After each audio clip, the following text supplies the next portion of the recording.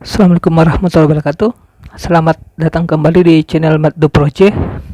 Kali ini kita akan bahas tentang subgroup normal. Nah, misalkan G ini grup, N ini bentar ya. Oke. Oke, jadi misalkan G grup, N subgroup dari G ini disebut subgroup normal jika koset kanan N di G itu sama dengan koset kiri N di G ya. Ini bahasa Indonesianya, bahasa matematikanya yang ini ya. N subgroup normal dari G jika dan hanya jika ini ya. Jadi dia koset kirinya itu sama dengan koset kanan ya. Jadi untuk notasi ke depan yang kita gunakan itu kalau dia N subgroup normal dari G, kita cukup notasikan seperti ini ya. Jadi kalau ada notasi yang seperti ini, itu artinya adalah si N ini subgroup normal dari grup G ya, seperti itu ya. Nah, akibatnya apa? Akibatnya ya apa itu koset? Ya koset kan sudah kita bahas di bagian video tentang koset ya. Kalau ada yang belum melihat ya silahkan lihat di video yang berjudul koset ya.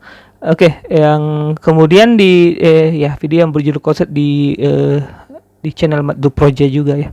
Oke, nah di sini karena N-nya subgroup normal dari G ya, ini ya notasinya seperti ini. Nah, jadi setiap subgroup ini berakibat bahwa setiap subgroup dari grup yang komutatif pasti subgroup normal ya.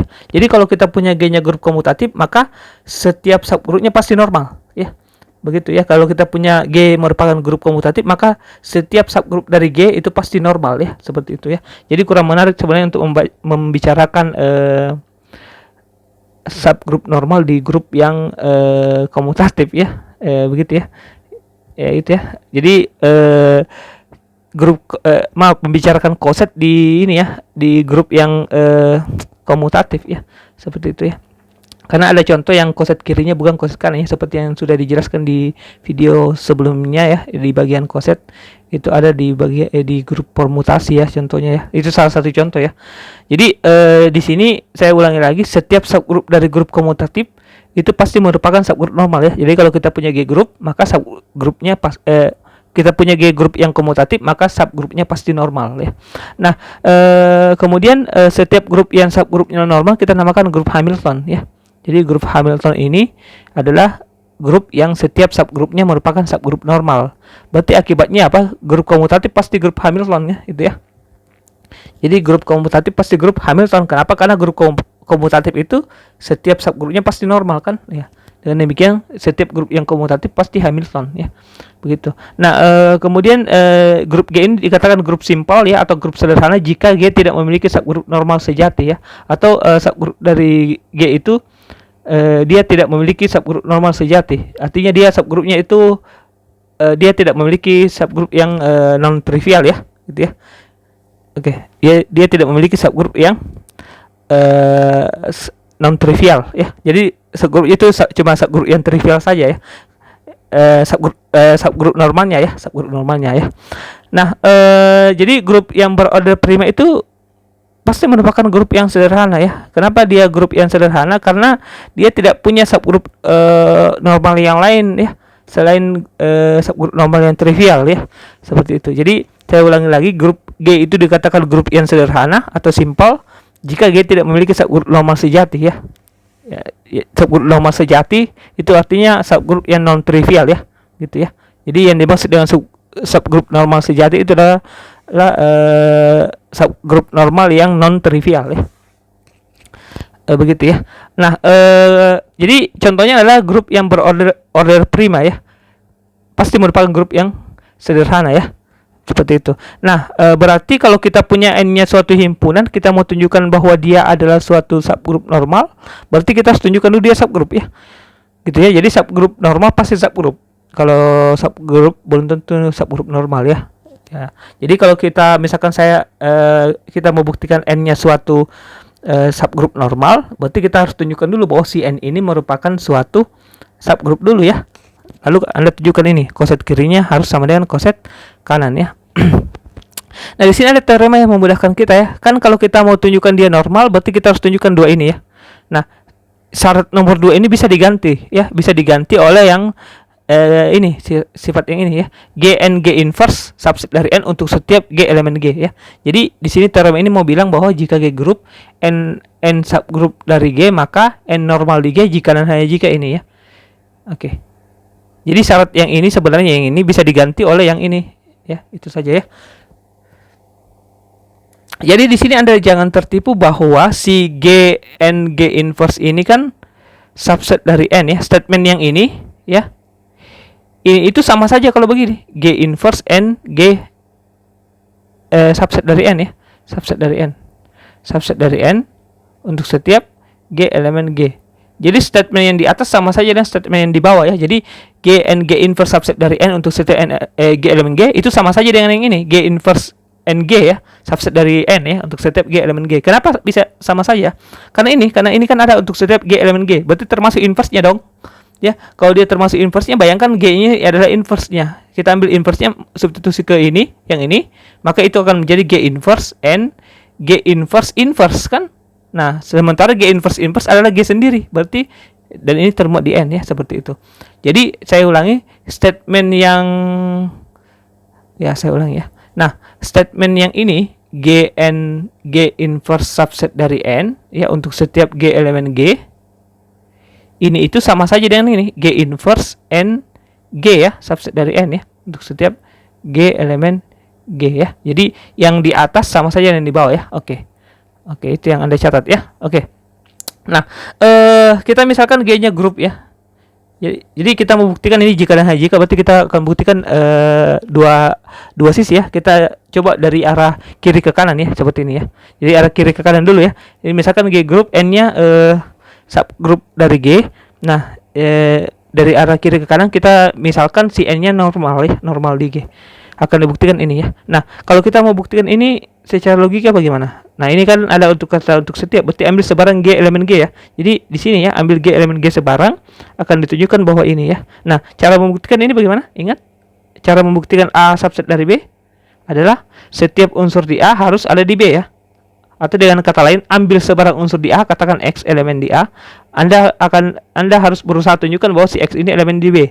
Dengan demikian A-nya subset dari B. Jadi sama dengan itu ya, berarti ambil X elemen di sini, yang ini ya, sebarang akan ditunjukkan dia elemen di sini ya. Ya, ambil ini elemen di sini, karena ini elemen di sini berarti si X ini haruslah berbentuk G dikali sesuatu unsur di N. Bukan dikali ya, dioperasikan ya. Jadi dioperasi di sini, maaf ya. Jadi ambil X elemen di G and G inverse itu sama sebarang, berarti si X ini pasti berbentuk G dioperasikan dengan unsur di N dioperasikan dengan unsur di G inverse. Jadi dia berbentuk seperti ini ya. Untuk suatu, jangan lupa ya, ini untuk suatu N elemen di N. Mahasiswa kadang-kadang itu dia lupa ini. Dia lupa unsurnya ya. Jadi ada di situ semacam makhluk halus. Makhluk halusnya itu seperti dia tidak jelas unsurnya di mana. Ya kalau begini kan dia jelas ya.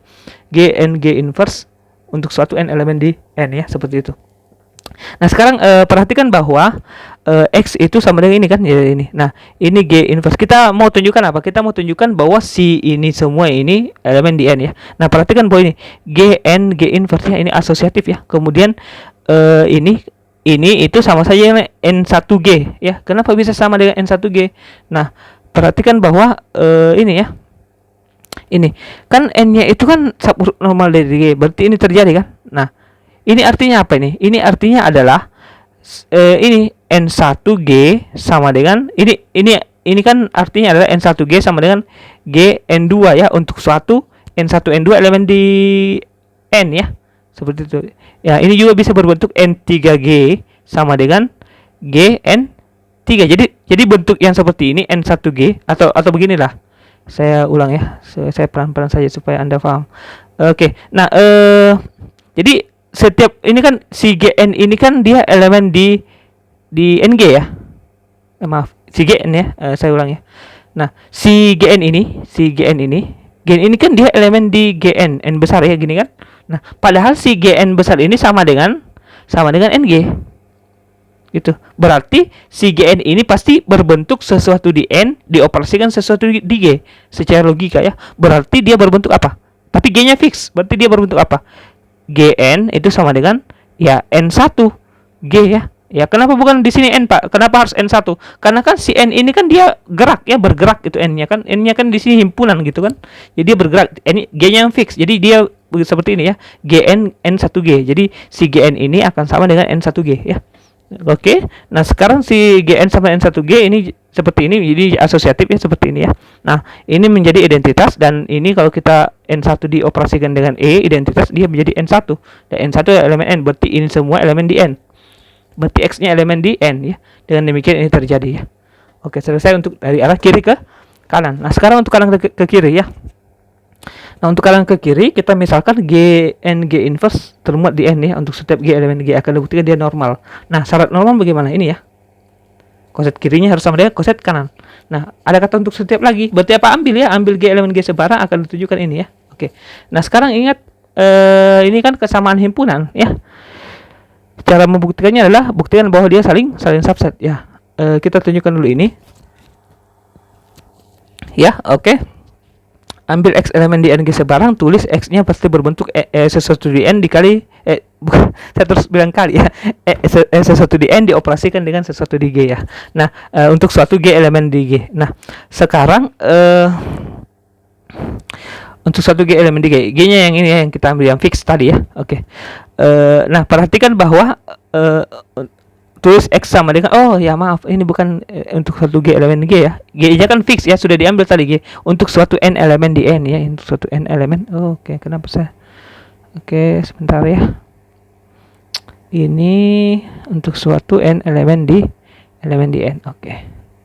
Seperti ini guys ya. Nah, oke. Nah, sekarang perhatikan bahwa x sama dengan ng ya. Nah, sekarang e-nya ada di sebelah kiri ya. E ng ya. Nah, sekarang e identitas, kemudian nanti kalau Anda kalau sahabat do project ujian ya, itu e-nya itu walaupun kita tahu bersama bahwa si e itu identitas, Anda tetap harus bilang bahwa Anda harus tuliskan e itu identitas ya, seperti itu ya, supaya jelas ya.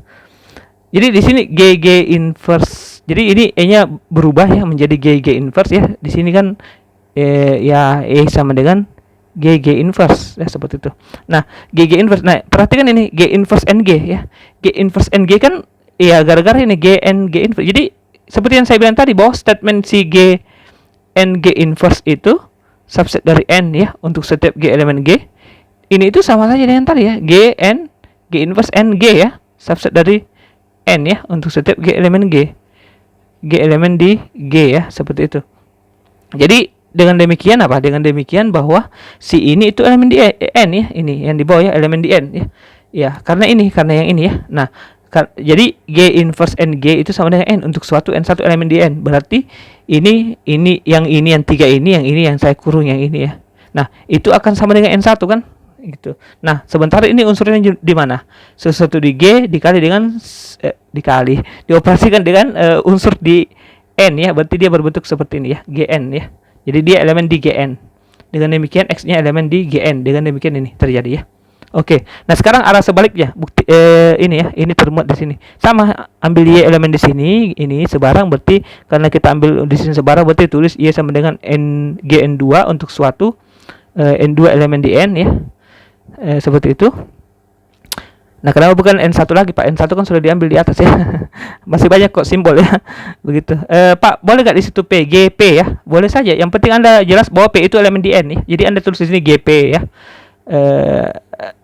Untuk suatu P elemen di n ya, boleh saja. Nah, masalah yang jelas Anda jelas bahwa si P itu elemen mana ya. Seperti itu ya. Nah, sekarang perhatikan bahwa GN1 itu sama dengan GN2 kali dioperasikan dengan E ya. E identitas. Nah, ini E-nya berubah lagi menjadi G inverse G ya, E identitas. Ya, ini saya ulang saja yang tadi ya, ini dapat ini dapat ini ya, dari sampai sini tadi. Nah, ini kemudian ini pakai asosiatif dapat seperti ini. Nah, karena ini termuat di karena ini GN2 G inverse itu elemen di sini yang termuat di N, berarti si ini itu pasti sama dengan sesuatu unsur di n kan. Jadi makanya si gn2 g inverse itu sama dengan n3 ya, untuk suatu n3 elemen di n ya.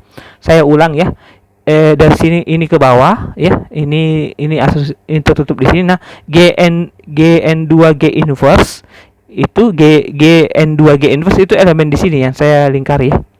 Nah, yang katanya termuat di N. Berarti si Gn2 G inverse itu pasti hasilnya adalah sesuatu unsur di N kan? Karena dia subset dari N gitu. Berarti saya misalkan sesuatu itu adalah N3 gitu. Jadi Gn2 G inverse sama dengan N3 ya untuk satu N3 elemen di N.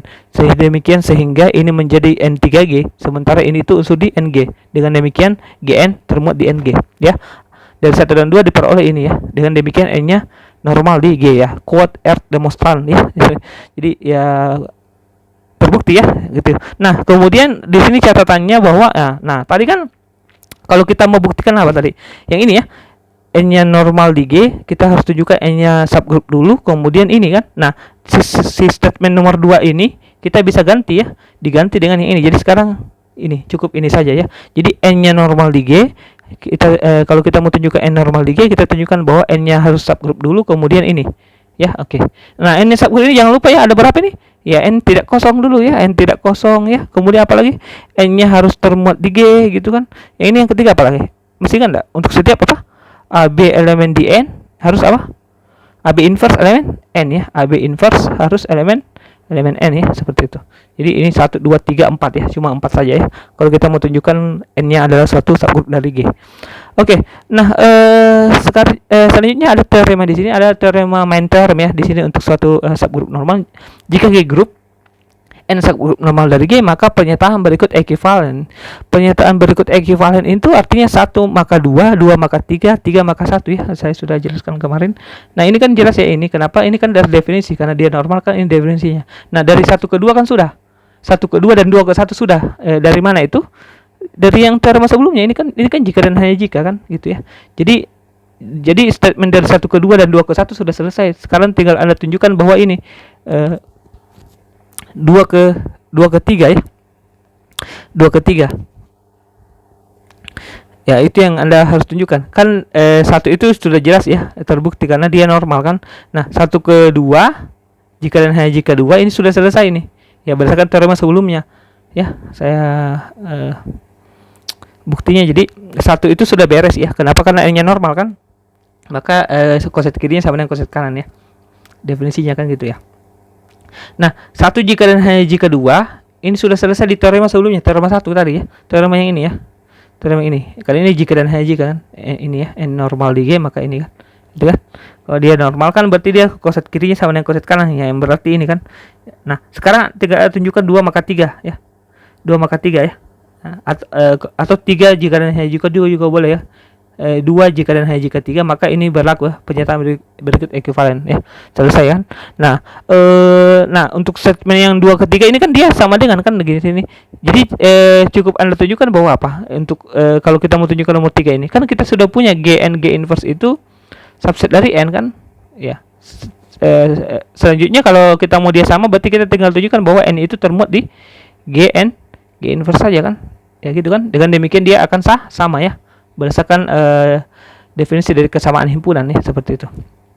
Nah, kalau Anda secara logika lihat di mana di sini yang paling mudah membuktikan bahwa dia itu suatu himpunan itu merupakan subgroup normal.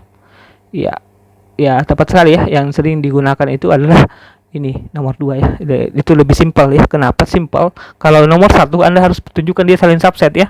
Nomor 2 juga Anda harus tunjukkan dia saling subset. Kalau ini cuma 1 kali ya, 1 kali. Kita cukup ambil unsur di sini, kita tunjukkan dia unsur di N. Selesai kan? Seperti itu. Jadi yang sering ya, saya terus terang saja yang sering saya gunakan adalah nomor 2 ya. Seperti itu. Ya, bukan berarti nomor 1 dan 3 Anda tidak boleh gunakan, boleh saja ya, terserah Anda ya. Jadi itu bebas ya, pilihan masing-masing. Tapi kalau saya terus terang yang sering saya gunakan adalah nomor 2 ya. Jadi yang sering saya gunakan itu kalau kita membuktikan N-nya subgroup normal dari G itu adalah nomor 2. Jadi saya memakai yang ini, yang saya kotak ini ya.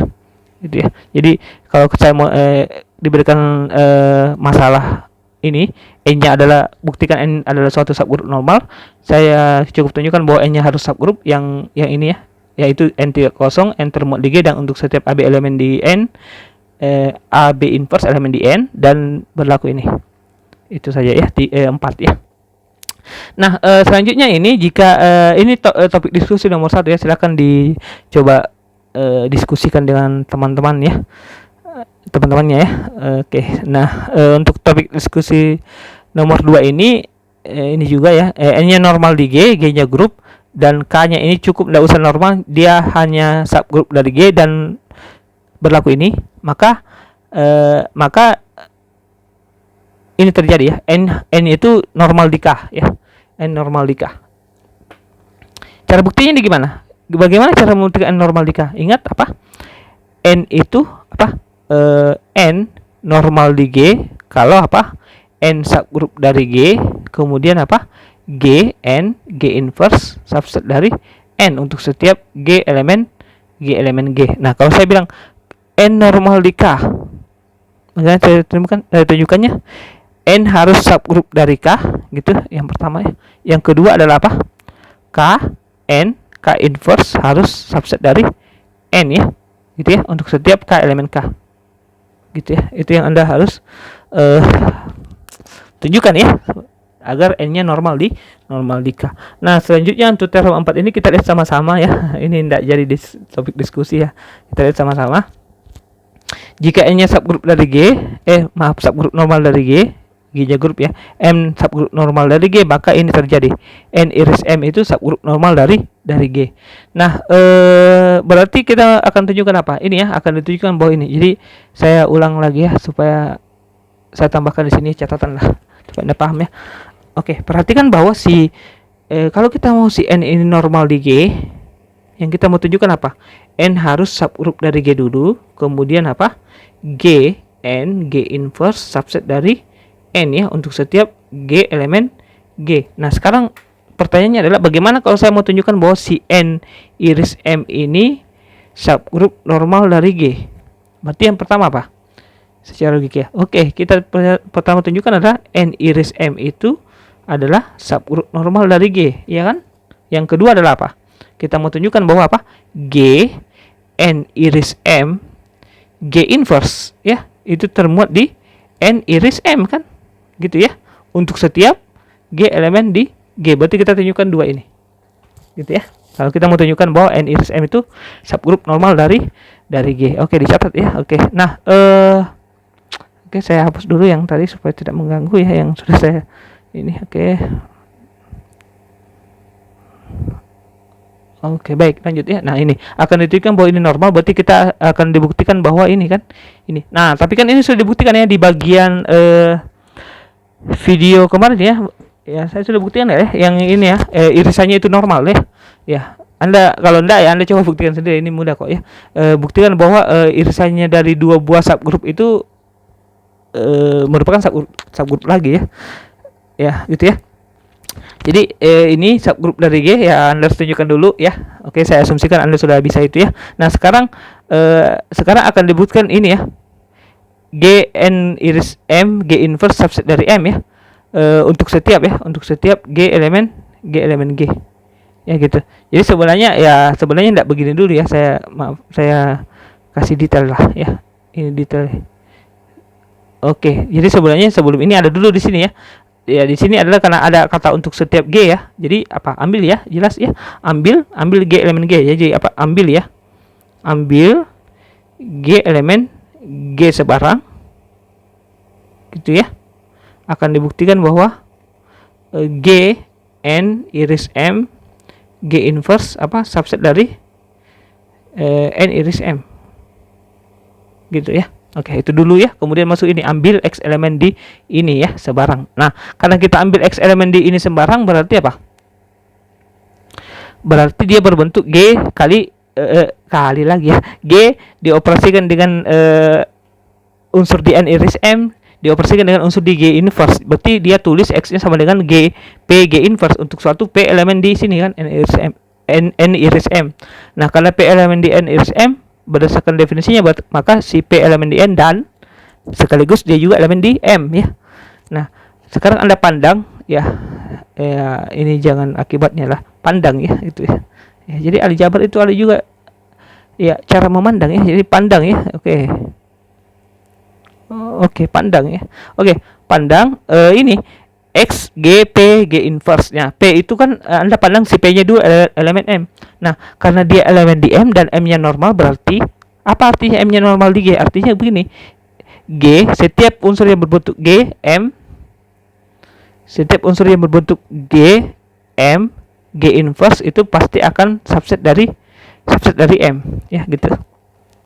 Ya karena dia normal kan, karena dia normal di G, makanya dia begini. Jadi setiap unsur, ingat ini unsur satu di G dikali sesuatu di M, ini kan P elemen dikali lagi, saya bilang ya, saya sudah berkali-kali bilang kali ya, dioperasikan guys ya, sorry. Ini G dioperasikan dengan P dioperasikan dengan G inverse, dia termuat di M. Kenapa? Karena dia normal ya, karena dia normal. Jadi begini ya. Oke, ini juga seperti itu ya, sama ya. Oh ini bukan N, maaf, ini bukan N ya, ini gara-gara saya record malam ini ya. Oke, ini N ya, N gini ya. Oke, saya record malam jadi ya ini ya. Ya oke ya, ini N ya. Jadi ini berarti si G inverse subset dari N, seperti itu ya. Oke, jadi ini elemen di N. Jadi si X ini elemen di M dan seterusnya elemen di N. Berarti si X itu elemen di ini hilang. Ini elemen di N iris M ya, N iris M. Ya, dengan demikian apa? Dengan demikian ini terjadi ya. Berarti N iris M itu subgrup normal dari G. Oke, selanjutnya ini untuk teorema 5 yang D3 ya. Anda coba diskusikan dengan teman-temannya ya, atau dengan kelompok belajar, atau Anda coba diskusikan dengan buku-bukunya ya. Anda coba bicarakan berdua dengan buku-bukunya. Oke, jadi di sini teorema ini mau bilang bahwa jika H subgrup dari G grup dan K normal di G, maka HK itu normal di G. Maaf, bukan normal ya. HK subgrup dari G, K normal dari HK, dan H iris K normal dari H ya. Ya, si himpunan HK itu adalah isinya adalah himpunan yang isinya HK, di mana H elemen di H dan dan K elemen K ya. H elemen H, K elemen K, seperti itu. Nah, cara buktikan HK, jadi saya kasih sketsa ya. Sketsa bukti ya, sketsa bukti. Oke, sketsa bukti ya. Bukti. Oke, yang pertama ya, Anda coba lengkapi ya. Yang pertama adalah HK subgrup dari G. Berarti apa yang akan Anda tunjukkan? Ya HK tidak kosong dulu kan. Yang kedua apa? HK ini subset dari G. Yang ketiga adalah apa? Untuk setiap apa? XY ya, XY elemen di HK berlaku apa? XY inverse harus elemen di HK. Oke, itu ya. Itu yang pertama. Yang kedua apa? Kita mau tunjukkan apa? K normal dari HK. Apa yang akan Anda tunjukkan? Karena dia normal, berarti apa harus tunjukkan yang pertama? K harus, sorry guys ya. Oke, ini ya. Nah, apa yang pertama harus Anda tunjukkan? K itu harus subgrup dari HK dulu kan? Nah, yang ini adalah apa? K normal ya. K harus normal di HK. Ini dulu. Kalau K-nya subgrup dari HK artinya apa yang pertama? K harus tidak kosong. Kemudian apa lagi? K subset dari G. Kemudian apa lagi? Ya, untuk setiap K subset dari HK ya. Maaf, HK. Oke. Yang kedua apa? Untuk setiap AB elemen di K, maka ya AB inverse elemen K ya. Tapi ini jelas ya, yang ini yang ketiga ya. Kenapa jelas? Karena dia kan sudah diketahui K-nya normal ya. Jadi ya yang akan Anda tunjukkan ini saja sih. Ya ini cukup Anda bilang bahwa K-nya normal. Kalau K-nya normal kan berarti dia subgrup. Kalau dia subgrup maka dia tertutup kan. Selesai kan? Selesai masalah ya, indah sekali ya begitu ya. Nah, sekarang yang kedua, nah kalau kita mau tunjukkan bahwa K itu subgrup normal dari HK, yang kedua apa? Ingat tadi N normal di G kalau apa? N subgrup dari G, kemudian apa lagi? G, N, G inverse subset dari N ya, untuk setiap G elemen G. Nah, kalau ini bagaimana? Ya. Apa? K, HK gitu ya. Maaf saya salah ya. Saya salah ya. Jadi kita mau tunjukkan apa? A gitu ya. A inverse itu subset dari K ya, untuk setiap A elemen di HK. Gitu ya. Ya, itu yang Anda harus tunjukkan ya.